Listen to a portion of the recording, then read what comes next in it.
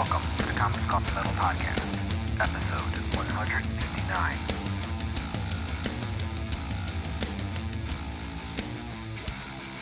Greetings and welcome to the Comics Coffee Metal Podcast. Today I am finally relieved to have on the show a guest we've been trying to get our stars to align to get him on to talk about his books, and we've actually gone through a cycle of one book, and now we're going to be talking about a different book, but they both look amazing. And I can't wait to just kind of dig into a little bit of this. But first and foremost, after way too long, Matt McGrath, welcome to the show. Hey, glad to finally be here. I was gonna go look. I was gonna go look back and like find the actual dates of like how long we've been trying to play schedule tag, mostly on my end, of course. But it's just like, why bother? 2022, Possibly 2022, 2023. Yeah, it's been a while.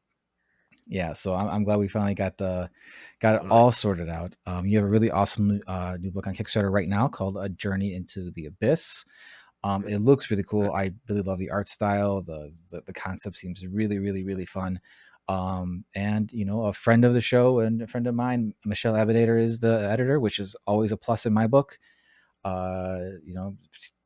They always have a great eye to be working on really cool projects, and this certainly does not seem to be off the mark of her usual deft eye for seeing really cool things. So. I really enjoyed your previous series, ID10T ERROR. Really, really fun series that was originally what we're going to be trying to talk about, the campaigns for that and all that. But I'm glad at the very least, we got some of those made, and I got a chance to read those digitally and all that. So that was really fun. And but Matt, as we go with the show, we got to start with Comics Coffee Metal. What have you been digging lately? Okay. So yeah, we can go into coffee, I guess, since I just brewed a fresh cup. It's not actually brewed, it's just an instant coffee, no name brand instant coffee that gets me through my days and sometimes through my nights.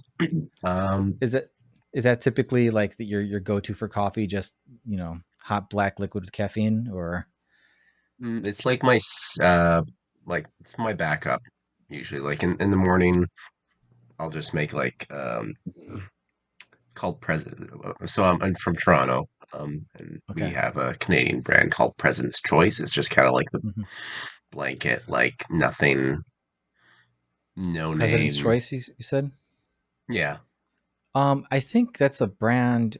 That's a store brand for Safeway. Is that? Oh, maybe. Yeah, maybe in the States, it could be the same name, different different countries, but possibly. I remember, I don't know.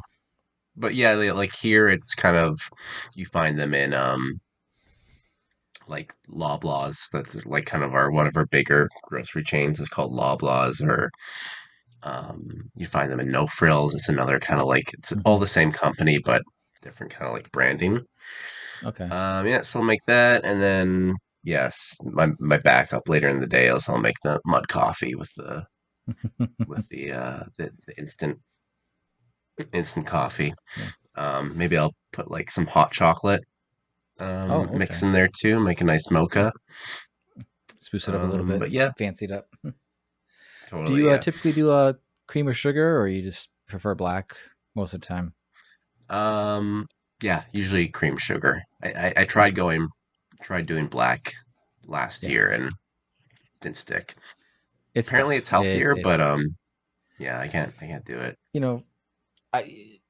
My biggest vice is just my only real vice is like eating.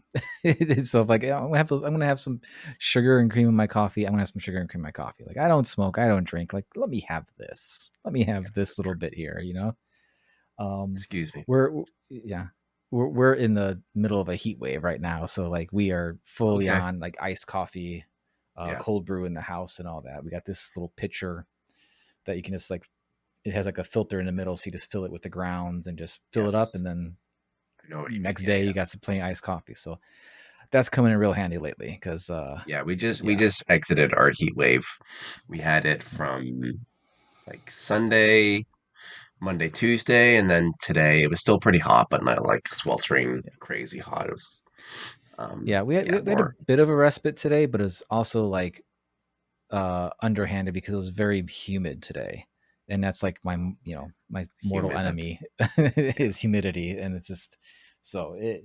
And tomorrow's just going to heat right back up again. So more You're iced like right coffee for me. outside of your Chicago area, right? Yeah, I'm just north of Chicago, so Okay. Midwest. Yeah. So we normally are a few of maybe like 5 to 10 degrees cooler than Chicago temps. I'm really close to the lake, so that Yeah. helps.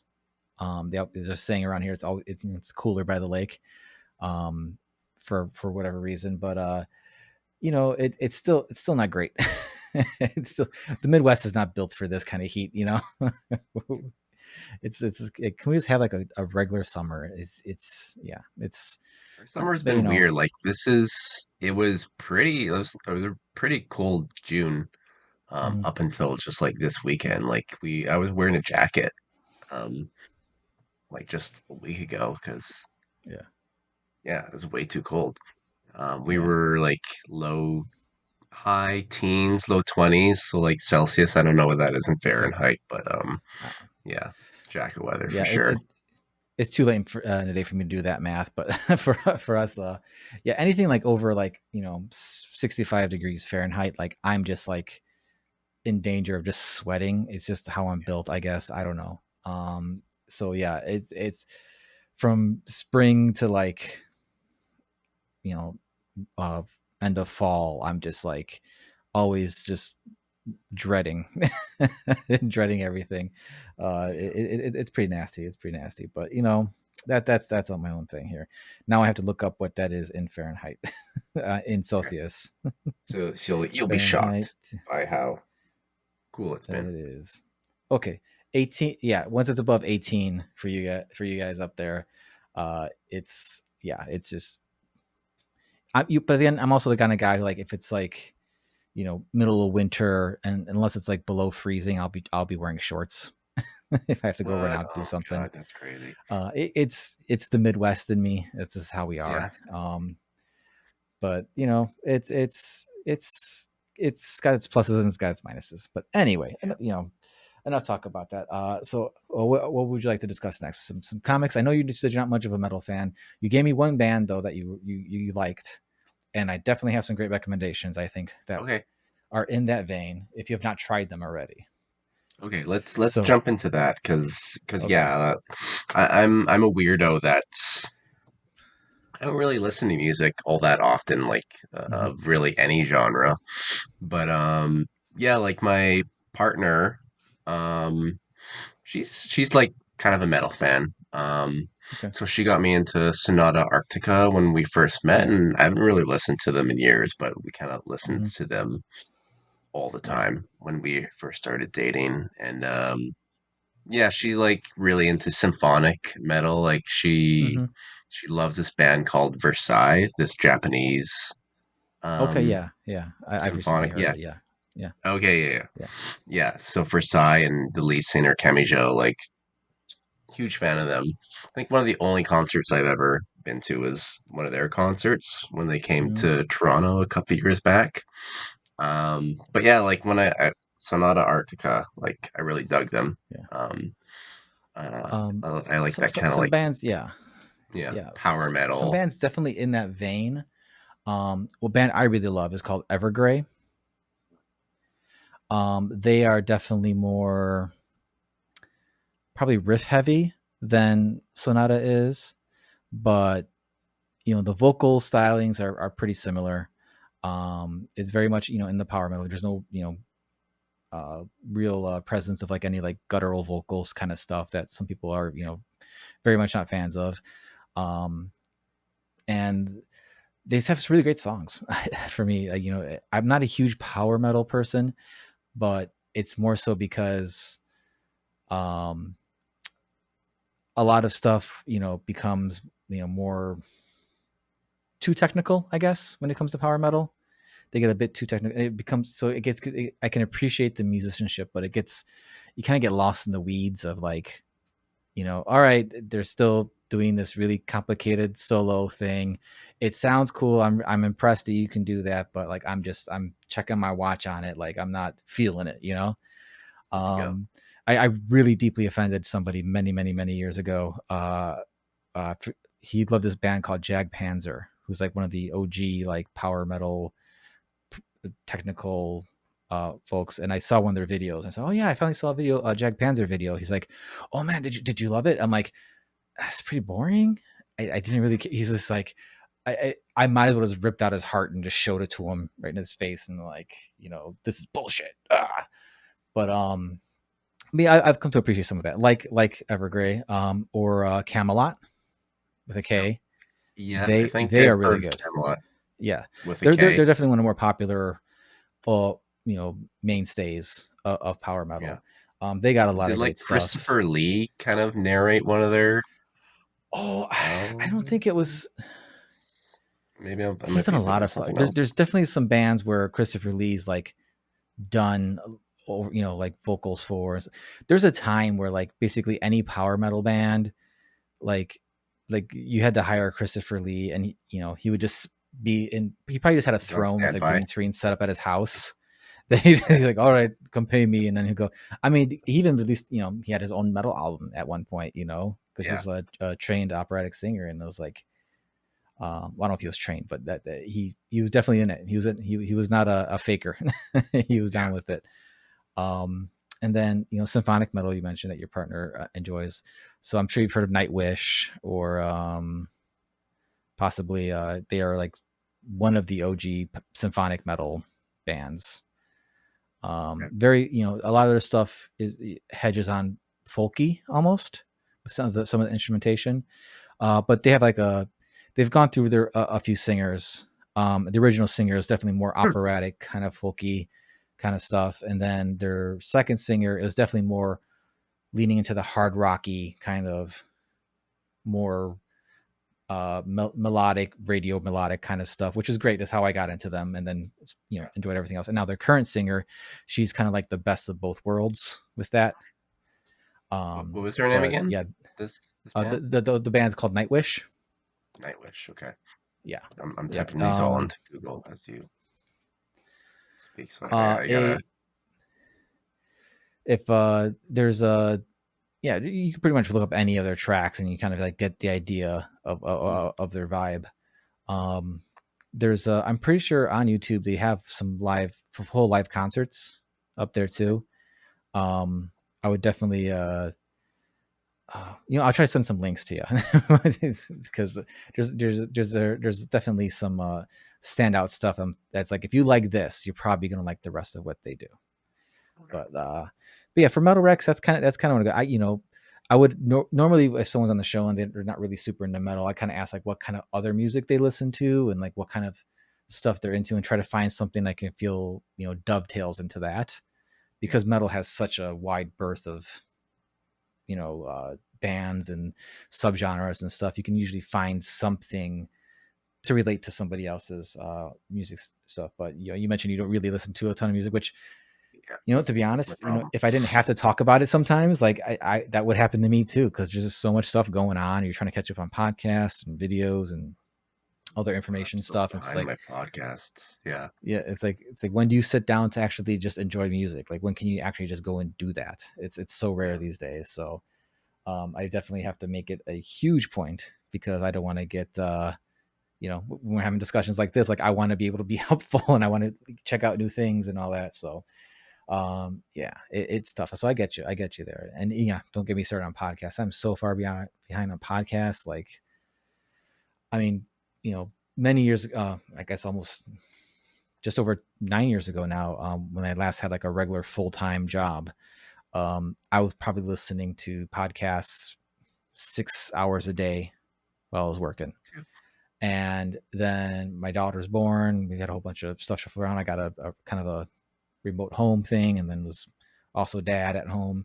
And that just dropped off significantly. And I just never got back to half the podcasts I was listening to. Yeah. With me, it was like Yeah. the pandemic kind of like killed my podcast listening habits when I was just inside all day and I wasn't commuting or I wasn't going to work. Just totally fell off a cliff. So yeah, I think at this point I'm just like, there's my one main podcast that I listen to, and that's kind of it. But yeah, I Hmm. used to work overnight shifts at a bookstore chain here in Canada called Indigo, Okay.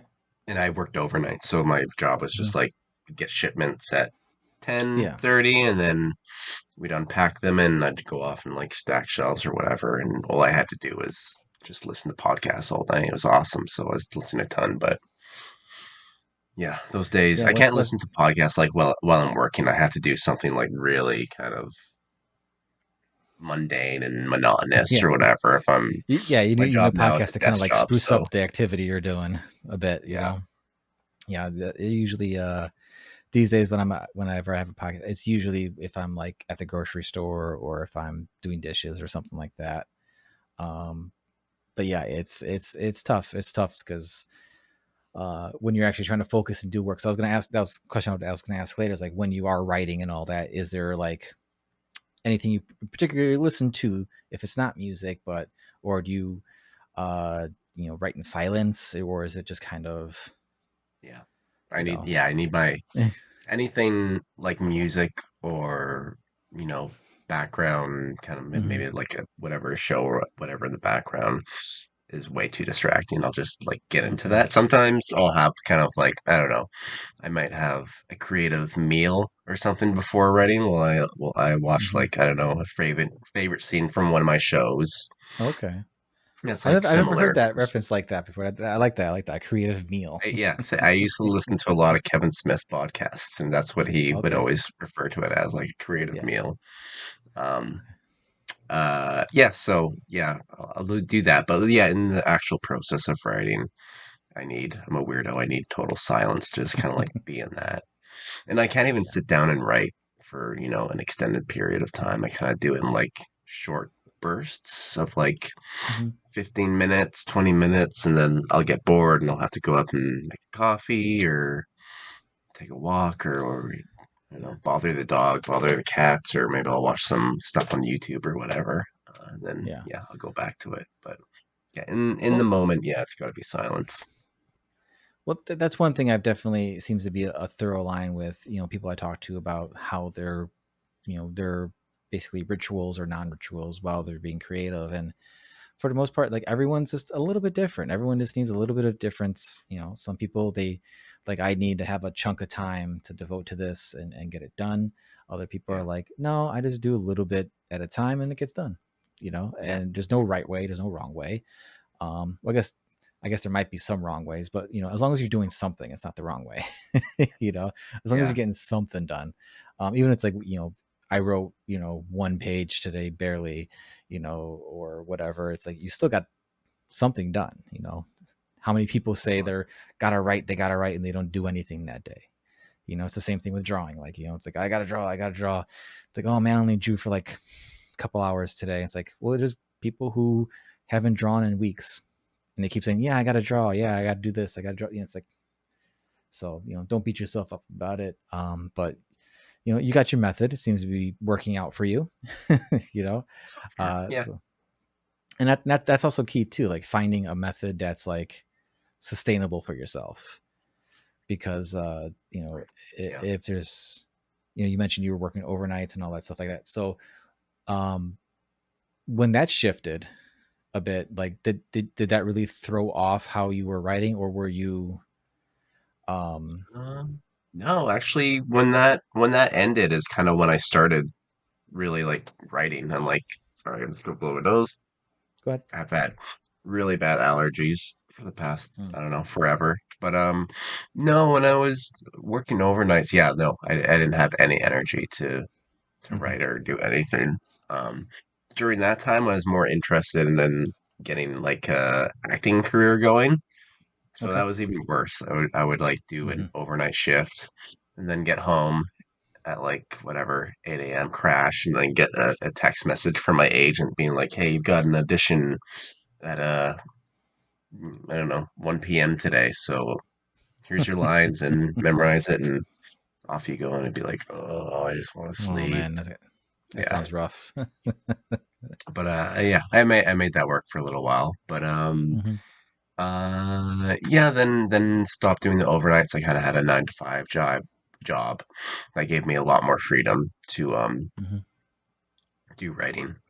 Both like time freedom Yeah. and financial stability to Yeah. you know, not have to That's worry great. about money. Yeah. So I can kind of work on these things that I enjoy. So yeah, that was Hmm. about like 2018 or something when I first started. I was always interested in comics, and I always was like, one day I'll do this. But 2018 is when I kind of got my shit together and finally started doing it. So yeah, like when I before I had kids, my favorite time to write was like getting up at 6 a.m., making Hmm. coffee, and then just like working an hour before work. Yeah. I don't know. I just found like my mind was like at its most clear, and I was the most productive first thing in the morning. And then Yeah. as the day went on, I got more sluggish and whatnot. But yeah, those days are over now that I have children. I have to my Yeah. Are your kids early risers? my son, thankfully, no, he sleeps in pretty well. My Hmm. daughter's up at like the crack of dawn, running around the house like a maniac and begging to go pee. She needs water. She needs food. Yeah, all that How stuff. old how So, old are they? so my son is 6 and my daughter's 3. Oh, okay. Okay. Yeah, So you have you got kids the too, right? same. Yeah, yeah. You got kind of the same gap we have, but ours are Okay. 9 and 5, Okay. soon to be Yeah. 6. Yeah, my daughter is definitely like early riser, super early riser, and like so. Well, not super early, but like she's definitely at 7 o'clock on the dot, 99% of the time. I Nice. hear Yeah. her running around out there.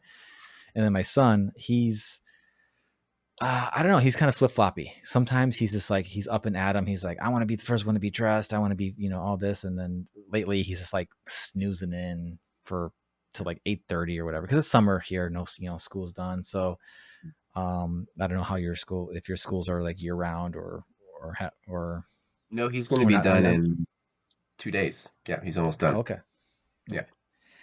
And Uh, with with kids, kids are the great like equalizer of time because you realize that you need to have like your shit together, otherwise you're gonna get nothing done yeah. because there's just the unpredictability aspect of everything. And when my son this year for this past school year was actually in school, for a full day for it was still pre-K, but it was still like a full day. Um, so like that was a huge shift for me because I'm like, oh wait, now I have like 6 hours solid of my day to draw straight, and haven't had that ever. And I was That's so amazing. used to working like an hour here, an hour and a half here, 2 hours here, all Yeah. throughout the entirety span of the day, getting up early to get some stuff done, sneaking in through the day, and then late at night when everyone's laying down. And I'm just like, it took me way longer than I care to admit to actually adjust to that, to like get used to doing that. And so yeah, you know, when yeah, when kids get in the picture, they just can throw all kinds of monkey wrench because now they're at school, they're out at our school, so now it's like I got zero time for anything because I Yeah. got to make sure they're not setting the house on fire, um, you know, and thankfully my wife works remote, but she's you know full on like uh taking meetings and stuff all day and all that, so like I gotta also make sure they're not like for some reason running behind her in a video call with their pants down for or like screaming or coming and asking her for a snack when she's in the middle of something and all that. Definitely had So that experience. Yeah. they're mostly good about that, but the joys of Yeah. remote work. But yeah, so yeah, kids definitely make you get your shit together or Yeah. show you Like, how just, badly you did not have your shit together and you need to work on it, uh yeah. so but Yeah. For this how book, like, oh, go ahead. no, go ahead. I was gonna say No, I was how's just gonna say your another routine like that? anecdote But with like kids. Like for this book, go ahead. it's been in the works a long time. So my son is, yeah, he's 6 now, and I started working on this when he was one or two. So Oh yeah, I wow. would like my partner or whatever, she was in the bath or doing like her thing. And then I just take him into my office and like sit him on my knee and on my laptop. But like on one side of the screen, I'd have the Word document open, and on the Hmm. other side, I'd have like Blippy on or something like that, and just like he'd be hyper focused on watching that, and I just write as fast as I can in that kind of hour I have to Yeah, myself, yeah. and yeah, just get like the basic kind of bits of story down. So a lot of the script of this book was written like that, a big chunk of it. You, there is one aspect of writers I am a bit enviable as an artist is that you can, Yeah, up until the point like your kids are able to read, you can kind of like get away with writing like the most violent things or whatever, or like the most like yeah, non-kid friendly kind of stuff, getting your work done. And mhm, for me it's just like like, oh, I gotta get some work done. Oh, this is a page where someone's getting beheaded. I can't really draw this around the kids right now. They're a little young for that. So like a lot of the times, so as far as my kids know, whenever they see me drawing, I'm like usually drawing like talking heads pages or something. And my son was actually like, why do you like drawing people sitting down and talking? And I'm like, well, kid, first and foremost, I don't like drawing people sitting down and talk, but it's a necessary thing for the story. And two, I can't, I got to do my best to not traumatize you with someone's, jaw getting ripped out or something on the other page here or whatever. I mean, they know daddy has that, they know they're not supposed to look at the books I do if they see him around, and they normally don't care anyway. It's that thing where it's like, uh, other kids think like, oh wow, that's cool, your dad makes comics and stuff, but your own kids are like, whatever. Like, it's just dad, it's my dad though, he's just so lame. yeah. It's not cool at all. uh There's no you winning. know No matter yeah, what you do, it's never cool to your kids. yeah, exactly. Until you draw Pokemon, and then you're cool again for a little while, Yeah, but just for a little exactly. bit though. Give you a um respite. well, we kind of glazed over, but I like to jump back to like uh the last one, comics. Like, well stated on the show, when you're making them, kind of hard to read them, get time to read them. But have you had a chance to dig into any comics lately, or any, or are you fairly good at keeping up with things and all that, or like the rest, Yeah, the majority of us, that a read pile this high, and you know yeah. I'm pretty good generally mhm. about getting around to my stuff. Like, yeah, Kickstarter stuff. I get those all the time, and I'm good with my well. Okay, I'm good with the physical Kickstarters that I Okay. back, and I get those, and I'll usually read those right away. If it's digital, then yeah, there's a good chance that I haven't read it yet and may never get to it. But Yeah. yeah. So like I'm a typical Marvel, DC, Image guy. So Hmm. um, like my I work remotely as well, and when I do go into the office, it's pretty far away from my LCS, so I don't get there. I Hmm. get there like once every 2 months, so it's Okay. kind of cool that I'll just like go there and then just get like this gigantic stack of comics that I'll go through in like a week or two. But yeah, in terms of those, like I actually have to go next week. I've been reading like the Hmm. absolute stuff. I've been Okay. really enjoying it. Yeah. Um, your Spider-Mans, your Daredevil, Batman, all that good stuff, Saga. Hmm. Yeah, so reading that, and then just a few weeks ago here in Toronto, we had TCAF. I don't know if you've Yeah. heard of Yeah, I'm that. familiar with that. Tr- Yeah. yeah, Toronto Comics Arts Festival.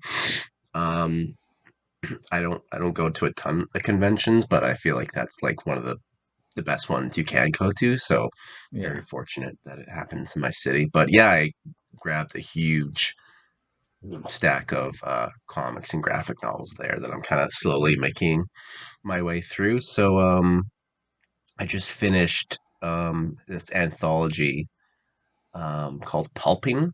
It's made by kind of like a art collective here in Toronto, and it features stories all from artists, cartoonists that live in the southern Ontario area. So yeah, Okay.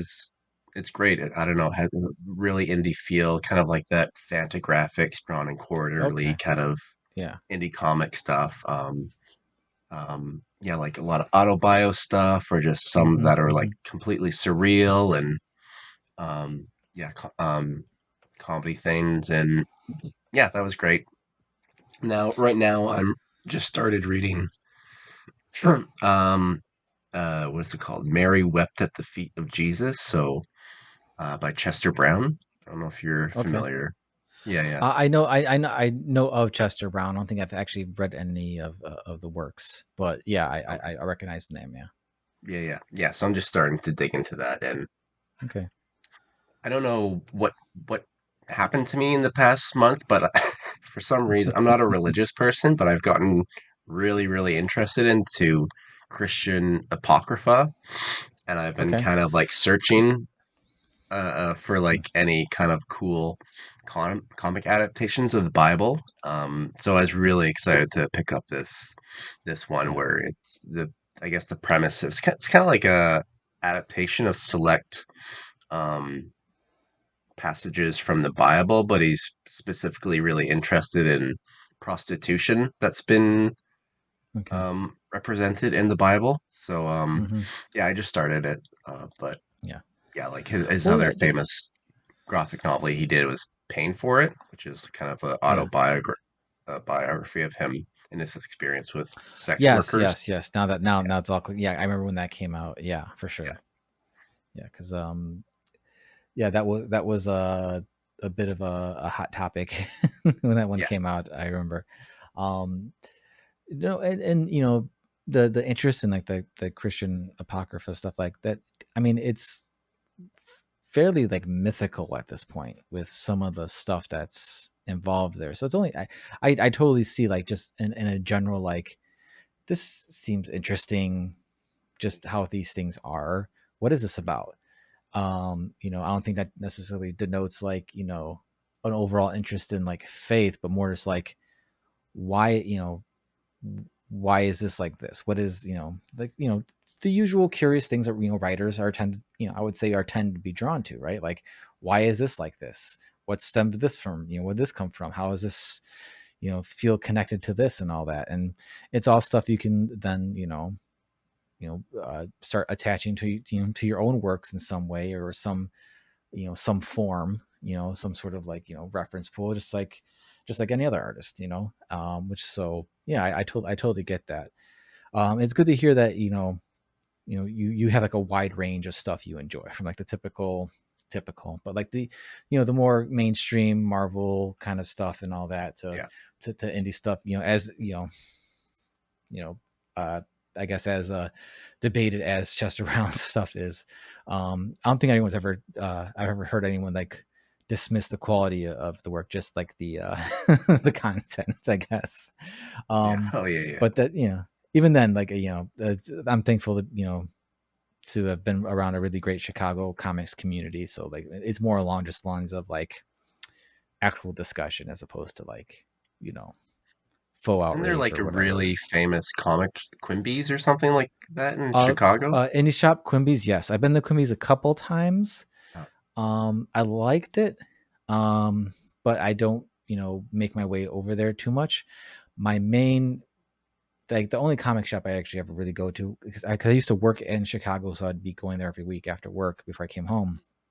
And I grew up in Chicago as well, so I'm like, you know, uh, I was always going to Chicago comic shops. But Challengers Comics in Chicago, they are okay. what they actually Feel got me like I've back heard of into them. comics. Yeah. They Okay, they cool. won the Eisner Spirit of Retail Award.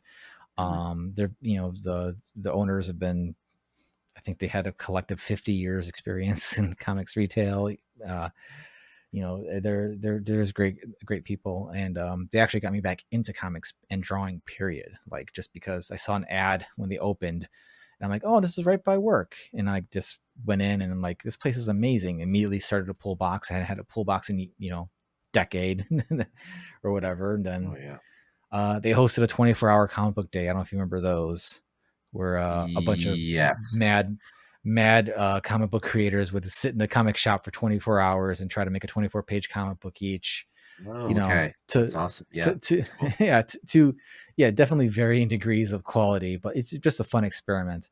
But yeah, that definitely like reignited my love of drawing and all that. So, you know, you can't discount a good comic shop. You know, they do a lot of great things. But yeah, Quimby's, you know, I think they've changed hands since I've last been there. But I Okay. also remember the first time I went there, I was like, oh wow, they got like cool zines, they got like a lot of cool like just, you know, stuff you don't normally see. And then there's a gentleman who's really into some certain books, and I'm like, I'm getting a really bad vibe right now. I gotta leave this place. That's not a knock at Quimby's, because you know there's fucking weirdos everywhere.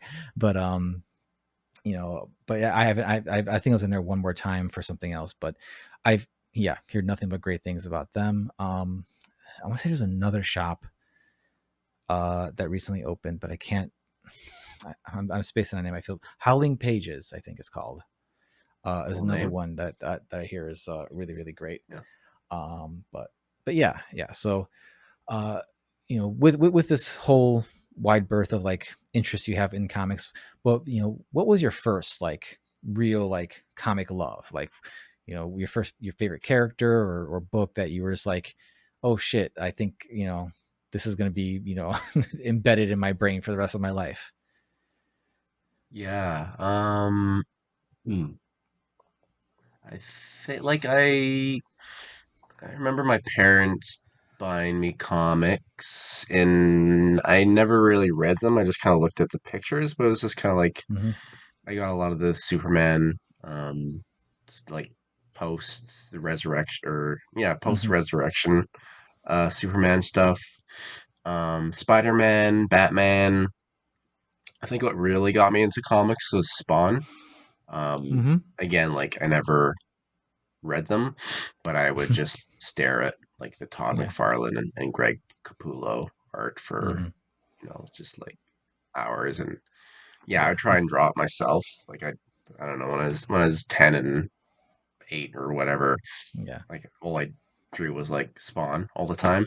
Um, yeah, so I love that. Like Spawn kind of like got me into comics, and then it like turned me off the comics for a few years. There was one issue of Spawn where like um it was mostly like his villain, the Freak, like the guy Okay. with like the crazy hair, and he's, I Yeah. don't know, Yeah. serial killer weirdo. It's just like the Freak having this big monologue for most of the issue, and I was like, but Mm-hmm. where's Spawn? Like, I came here for Spawn. And then the last page is like Spawn's body kind of like chained up to a wall. His head's decapitated. He's got Mm. like all these gunshot wounds all over him, and yeah, that traumatized me. Seeing that image, so it kind of like turned me off of comics for a while. But then I Mm. got back into it after the 2002 Spider-Man Sam Raimi movie, and Mm-hmm. that's kind of like what got me hooked me in earnest. Like I picked up an issue of Peter Parker Spider-Man 45, I think. Like there it was a Green Goblin arc, and Okay. Paul Jenkins was writing it, and Humberto Ramos was the Okay. artist. Um yeah, and like ever since then, I've been going collecting comics weekly, Nice. and Nice.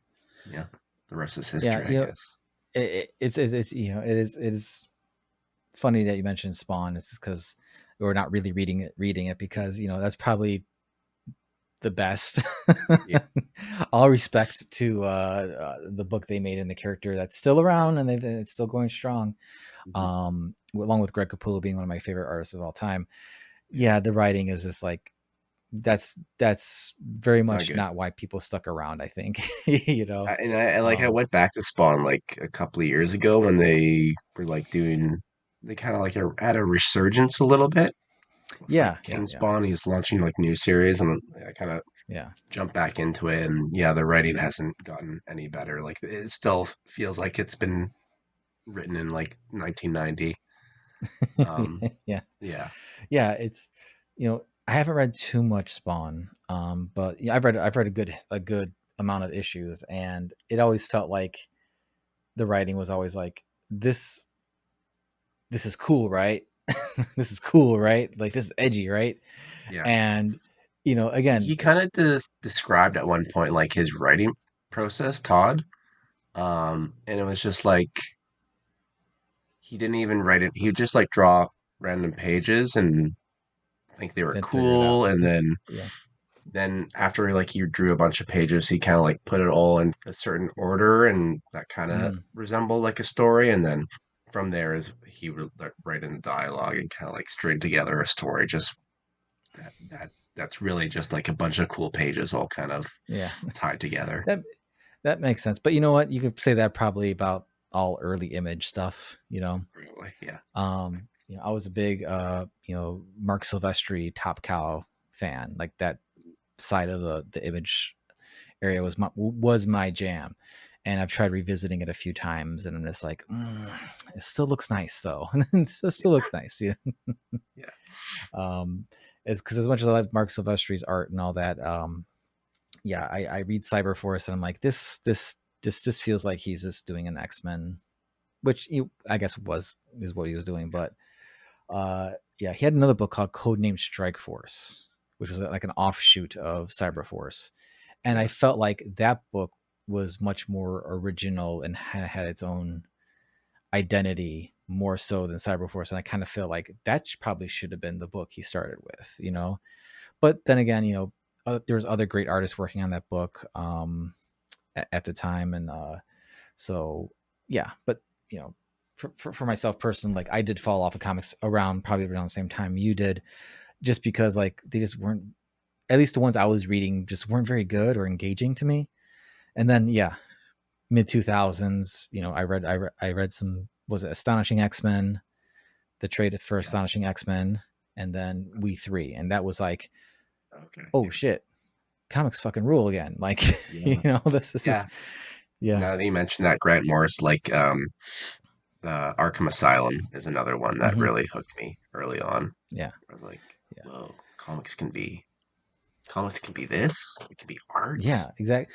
Literally what I said when I was reading We Three. I'm like, wait, shit, this is because just the some of the layouts and those pages, and just it was one of the first. It was like the first comic that when I got to the ending, I was actually like crying, and I'm like, holy shit, like comics were Yeah, cool, yeah. but like this fucking got me, man. Like what the hell? One is good dog. So it's We Three Heads. You guys get that one.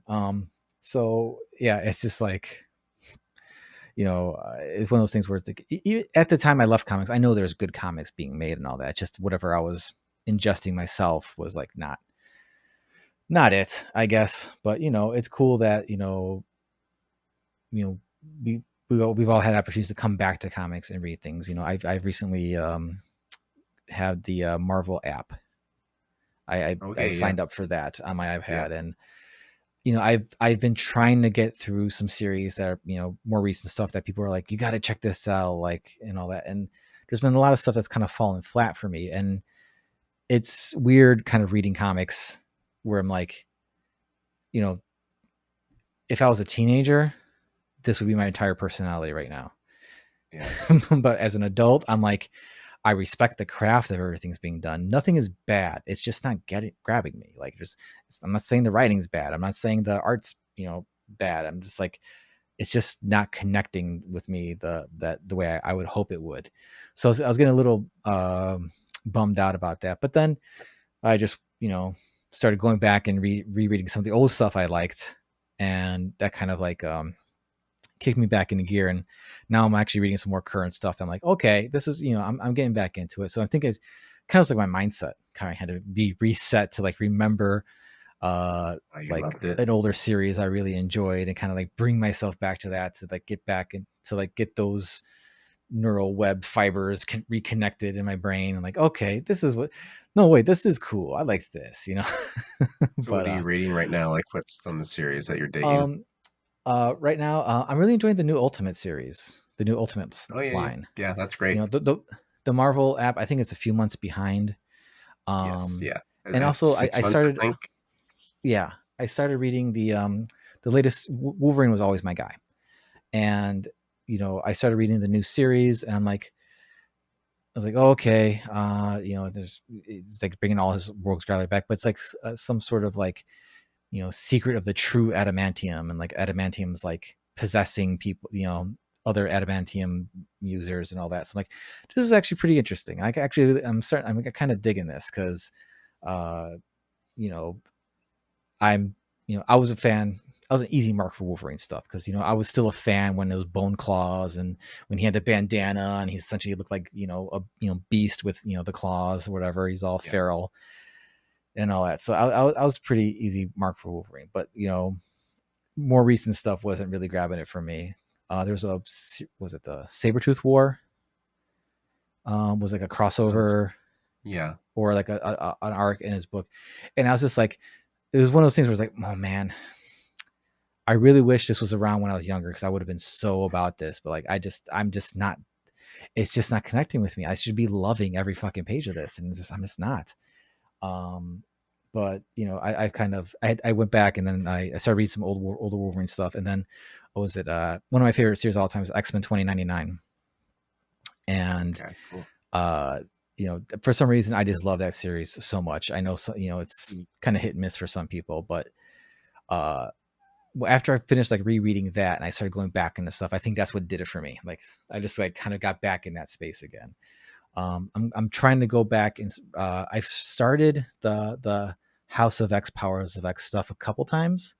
Yeah. And it's not that I don't like it. It's just that I fall off of reading it and then I'm like, oh shit, what happened again? And so I'm like, I might as well reread it because it's dense. There's a lot of stuff that's happening if you're not paying attention, or at least for me. That was anyway. kind of disappointing because the story never quite finishes. Like I don't know what happened with Hickman and X-Men, but Yeah, he did Inferno and then he was off it, and the story just kind of like peters off. Like other people kind of yeah, took the reins of it, and it didn't, kind of jive with me after that. yeah, yeah. And I tried jumping into the more current X titles as they are Yeah. now, and I'm like, it's like I recognize that they're good. It's not grabbing me the same way. But yeah, the new Ultimates line, especially Ultimate Spider-Man, and I like their take on the Ultimate Wolverine. It feels like when the Ultimate stuff first came out. Like it feels like a good variation of the characters and not just oh, it's so and so, but younger or edgier or whatever. So yeah, it's because I did go read, what was it, all of Ultimate Spider-Man, all of Ultimate X-Men, and suffered through Ultimatum and all that. Yeah. That was a rough series. But I think that's the it's comic that I my most hated comic I've ever read. Like I'm a pretty easy mark. Like I enjoy most mhm. stuff, but even at 15, when like I liked the trashiest of the trash, like Yeah, Ultimatum was bad, yeah, bad news. yeah, and like it just, there's so many problems with that series. Just like like ignoring so many things, like that doesn't work that way. Like like it just felt so like um I don't know, just like ridiculous. Like, oh, all of a sudden, this person can make this person do this thing. It's like, why can't they just close their eyes? Or, or like, that's not how, like, didn't they already established Magneto can't manipulate Thor's hammer? Like, didn't they already establish that? Like, I or my, just remember like Blob eating Wasp and then Giant Man yes, biting his biting his head head off. off. Yeah, Yeah. And then yeah, blowing that's up in the great. ocean with a bunch of suicide bomber multiple mans all over him. Yeah, Oh boy, Ultimatum. fun, fun, I fun comics. yes, awesome. But if anything, the good that came out of Ultimatum was in Ultimate Spider-Man, where J. Jonah Jameson changed his mind on Spider-Man. Yeah, That was that was I like thought was like the one good yeah. beat that happened in that story. But anyway, enough talking about stuff we don't like. Let's talk about stuff that people are going to You're right. enjoy, and that is, I'm sure people are going to love your comic, A Journey into the Abyss. Yeah. before I got some questions about your process and all that with that. But first and foremost, let everybody know, what is A Journey into the Abyss? Sure. So, A Journey into the Abyss is my first graphic novel that I co-created. So I wrote it and co-created with artist Marissa Mayhew, who is another Canadian creator. She's based in Brandon, so that's in Manitoba, like a couple of hours outside of Mm-hmm. Winnipeg. Yeah, and like, I think I mentioned this earlier, but we've been working on this for years, since the pandemic. So it is 80-page science fantasy graphic novel based on the works of Georges Méliès. So if you don't know who Georges Méliès is, the name, you probably still know some of his stuff. So if you ever seen the silent film of The Man in the Moon, it gets the rocket in Mm-hmm, the eye. mm-hmm. That's from A Trip to the Yeah. Moon. This is his most famous film. So this A Journey into the Abyss is kind of like a sequel to A Trip to the Okay. Moon and kind of a lot of his other works. It's kind of my Mm-hmm. grand unified theory of Méliès. So, taking like a bunch of his different films, he made hundreds over his lifetime, and all kind of smushing it together into this more cohesive world. Yeah. So, yeah, in Journey to the Abyss, it's humanity's kind of like branched out beyond Earth and have kind of like created this society that's like a united solar system. And so the one kind of terrain that has not been explored yet is the stars. So this is a more kind of heliocentric, um, um, Ptolemaic.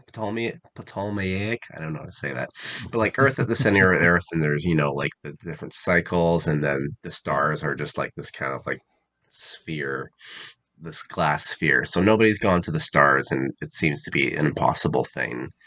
And Mm.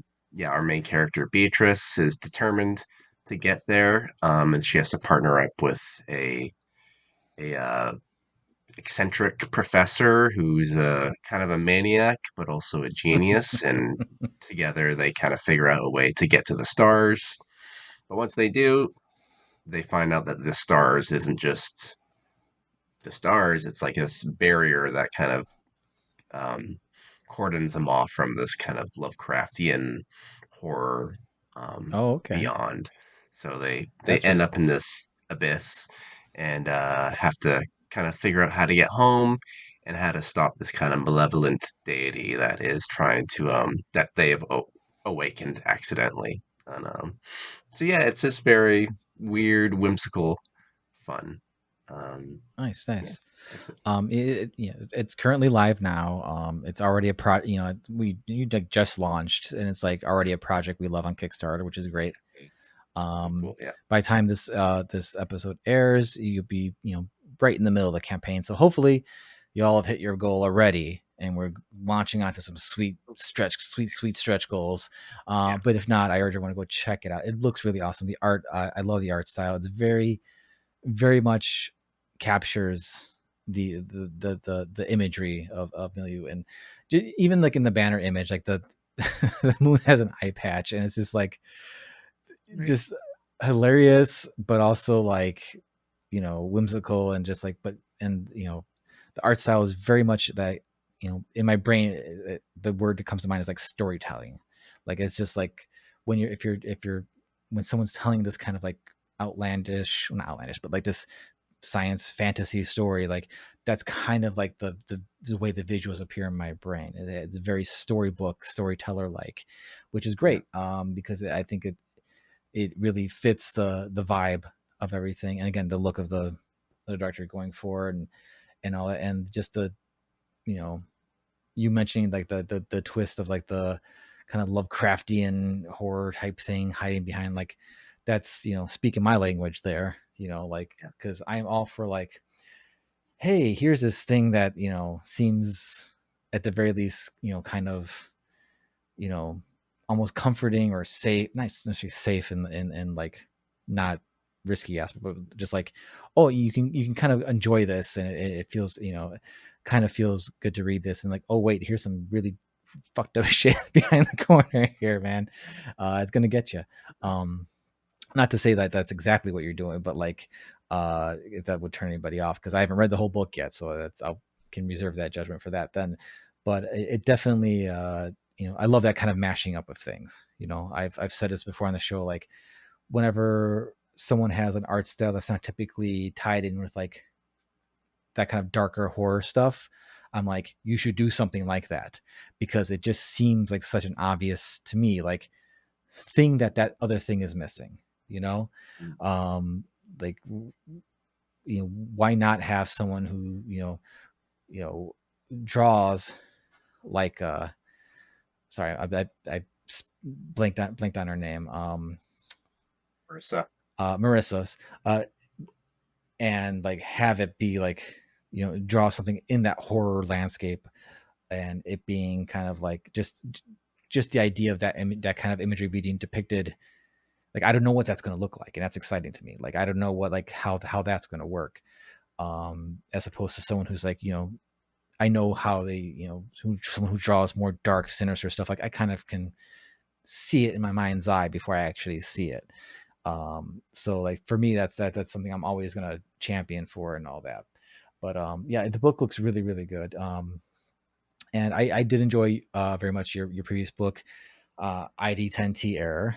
That Thanks. was a really great series. For this, you said it's very much inspired by George Millier. Is it? Am I saying that Yeah. right?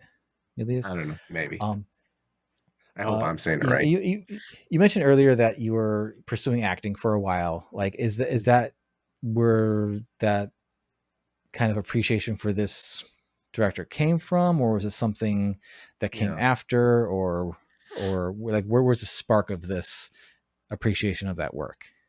Yeah. So yeah, I've been working on the book itself for the past 5 years, but the idea goes back to like, my first year of university. So yeah, it was, I went to an arts high school, so I majored in drama. So for a while I wanted to become an actor.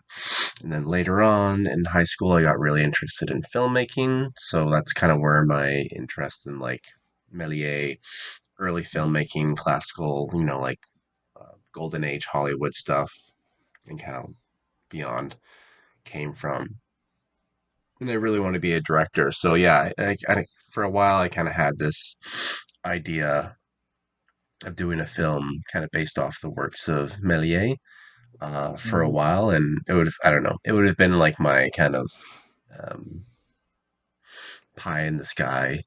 Like if I wanted to make this into a film, I'd need a lot of Yeah. money and talented people to work on it. But it was, yeah, something like a goal to work towards. Okay. So yeah, like this story has really been the Theseus's ship of story ideas. It started off as one thing, and over the years, one story element would get replaced, and then another thing, and then another thing, and another character, and here and there, where the story that I envisioned was completely different than what I had in mind, in my 15 years ago in college. But that kind of core of the it being based on these films remained the Mm-hmm. same.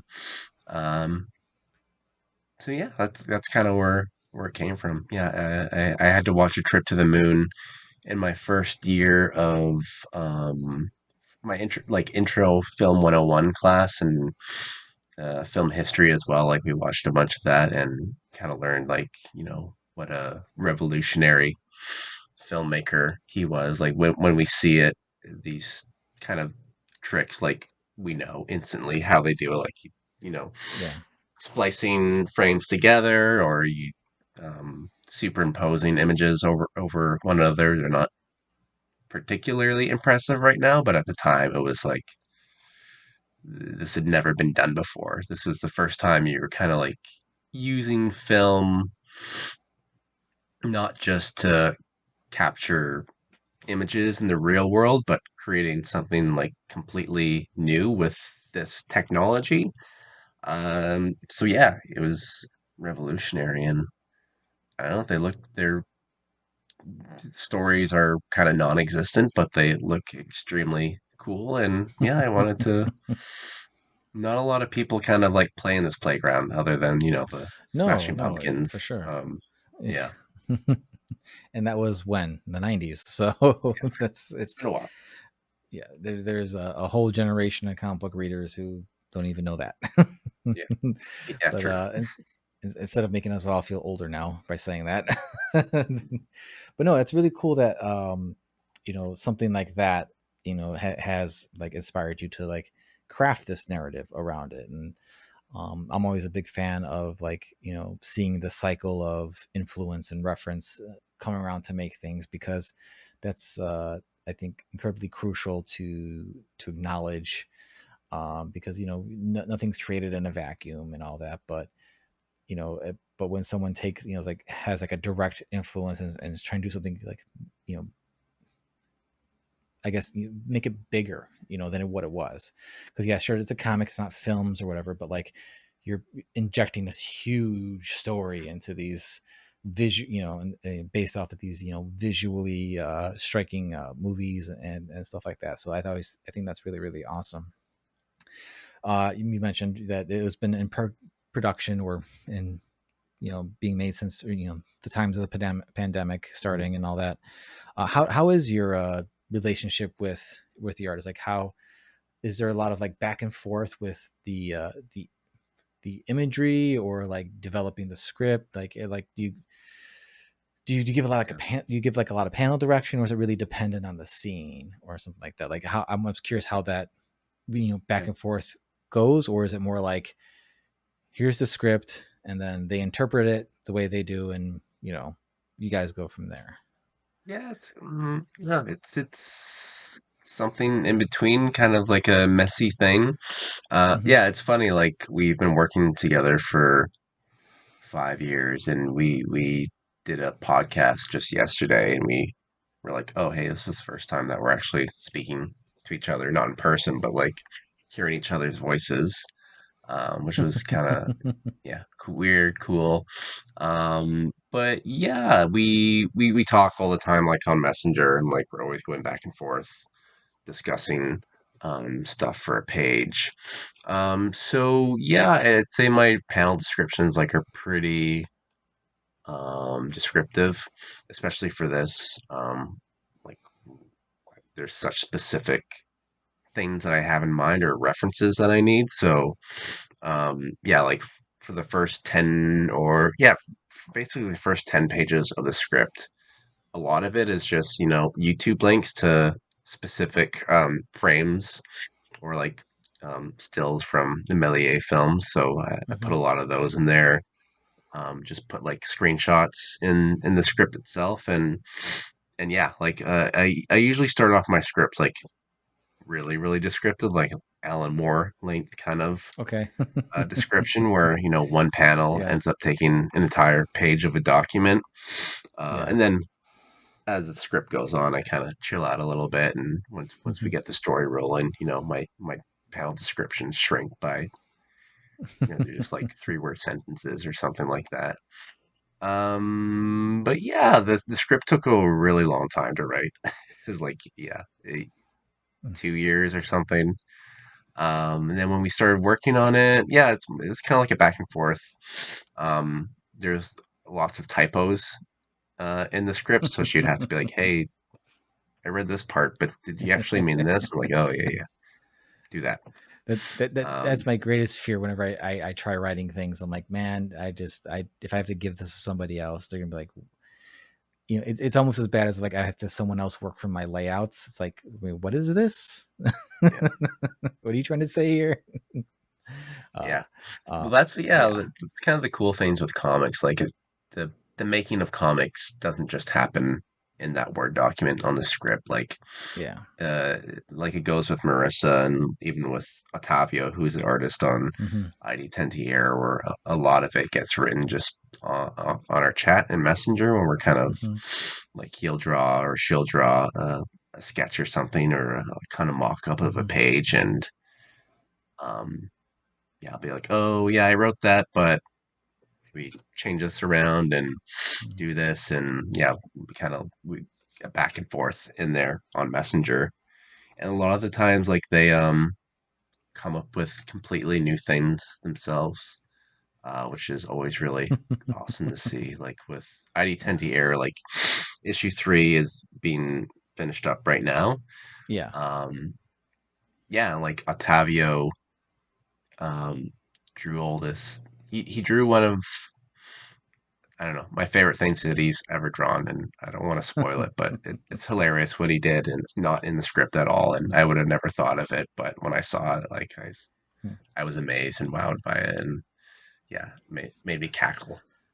So I'm Yeah, excited for that's that. People awesome. to see that.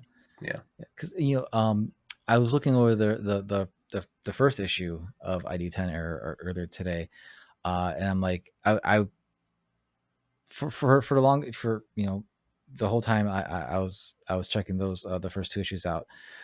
I'm like, something about the art style, like I'm trying to like pinpoint what it is. Like it's reminding me of something, but not in like, oh, he's drawing like this person. I'm like, I feel like there's an influence here. And then I finally, it clicked with me earlier today, and I'm like, this is like John McCrae mixed with like Yeah.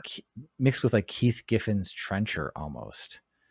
Um, Yeah. I can. Yeah. and Totally see not that. as like chaotic as that Trencher stuff, but like just like the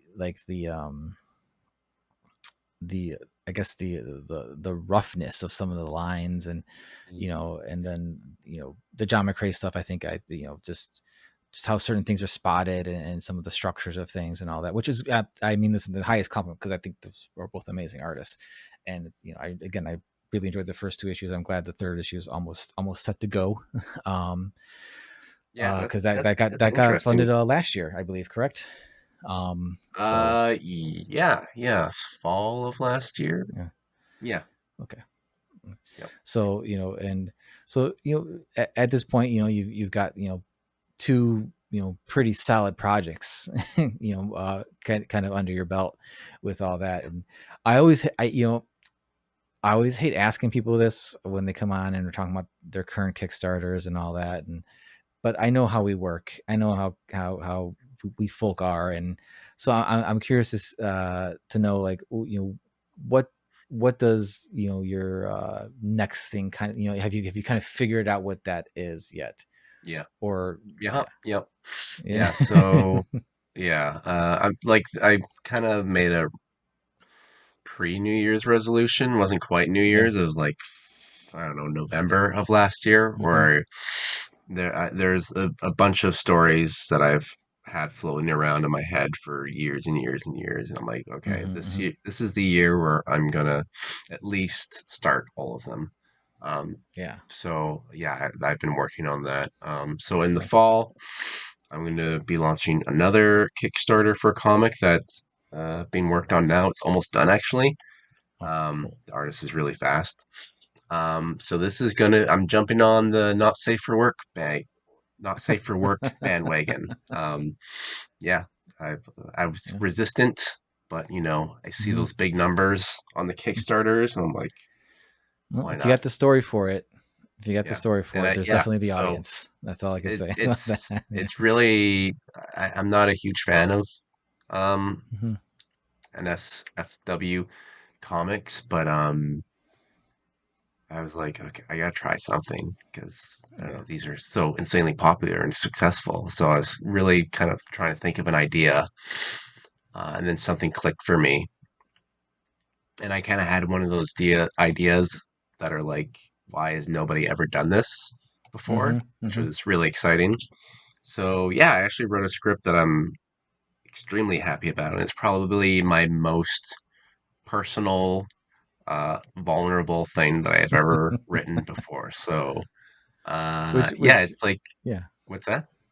What I'm laughing because it just goes to show, like, you saw something, and wow, you acknowledge, like, well, these things are doing really well. Do I have anything for this? And then you just come across, you just kind of think on it, and you come across something, and it ends up being something like your state is like deeply personal, like I'm sure that was completely unexpected that that's what that ended up being for you. Yeah. And that's you know I can definitely say for myself, anytime I'm like, I haven't done something like this. What do I have for this? And then all of a sudden it's like, oh wait, I really love what I just did for this, So Yeah. it's kind of like trusting yourself a little bit and pushing your boundaries a bit. Um, and so I totally I'm stoked for you. That's the Thank you. end Yeah, I'm result of stoked that. too. It's gonna be different, but I'm pretty Yeah. excited for it. Yeah. Awesome. Awesome. Yeah, and then hopefully we'll be starting on another project this summer with the artist based in just outside of Toronto. His name's John Berg. I've worked with him before on like a couple of short, or just one short. Mhm. And again, I'm like venturing into silent film, my love for silent film. So this is Okay. going to be based on, it's going to be more hardcore silent film with like intertitles instead of Oh, that's dialogue. awesome. Yeah, and I'm hopefully going to risograph print it. And Oh, yeah, it's based wow. off of uh, folklore from Quebec. So my partner's Hmm. born and raised in Quebec. She lives in Toronto now, but yeah, they have some wild um, folk tales in Quebec that all have to do with the devil. Um, so yeah, that's the other one. And I'm also writing a Nice. script now, hopefully that Otavio will draw. That's kind of a hybrid. It's a mix between mecha like anime Gundam type mech and American slasher film. So Oh, yeah, a mecha yeah. That slasher. I I hope he does draw because that sounds like something really cool. I like to see him draw. Yeah, yeah, Yeah, that's it's really gonna be awesome. gnarly. Yeah, Nice, nice, nice. Um, all right then. Well, Matt, thanks so much for coming on. I'm, thanks for having me on. really hope by the time this airs, like everything's going super amazingly well with the Kickstarter. If not, everyone, please go check it out. There'll be links in the show notes. It's really, really a unique and awesome looking book, and it's definitely one of those only those kind of books you can get from Kickstarter that it's just going to be not like anything else you're going to see. You're going to be able to That's read, yeah. and I never um, considered publishing or like pitching this to any publisher because yeah. I figured nobody would want it anyway. So straight to Kickstarter it went. Well, yeah, I got my fingers crossed, and I'm pretty sure there's gonna be plenty of people who are gonna want to read this book and check it Yeah. out. I definitely one of them. And you mentioned that ID10 Error 3 is almost done. Once that's completed, are you going to have that available to purchase digitally anywhere else? Is there somewhere people can kind of like you know Yeah. camp out to see where they can get your stuff post Kickstarter if they happen to miss it or anything like that? Yep. I'll have a Gumroad. Okay. Uh, it's probably like collecting cobwebs at this point. I don't think I've made a sale in like, I don't know, years and years and years. But yeah, Mm. I think everything's up there. So if you Mhm. just type in Gumroad into Google with Matt McGrath, I'll probably show up. So yeah, ID10T Error will make its way there eventually. Maybe I'll switch Mhm. stores at some point, but for now it's all going on Gumroad. Okay. Yeah, and Yeah, then I get I'll you. Yeah, probably what's that? I get you. I get you with that because Yeah, yeah, same way with like my Etsy store. Like I forget I have it, and yeah. then like every 6 months I'll have like an influx of like sales. I'm like, oh yeah, hey, that thing. And like, wait, do I still have that in stock? Yeah. So, See, I have um, not had that yeah, problem come yeah. up. Well, Yeah, but ID10T it's Error yeah. also is. I think we're gonna kickstart like a trade version of Oh, it. awesome. Yeah, next year at some point once issue 3 Okay, wraps up. Yeah, it's gonna have like a extra epilogue as well that is not included in any of the 3 issues. awesome, So awesome, yeah, we go for that. awesome. Well, again, Matt, thank you so much for coming on. Finally, we got it worked Thanks for out. having me. Uh, whenever the next thing is up, please let me know. We'll get you back on, talk about that. Everyone, please go check out the Kickstarter. It'll be links in the show notes below. Along, I'll do the googling for you for Matt's Gumroad. It'll be in the links there too. And yeah, so once again, Matt, thank you so much for coming on. Thanks for having me on. This was a blast.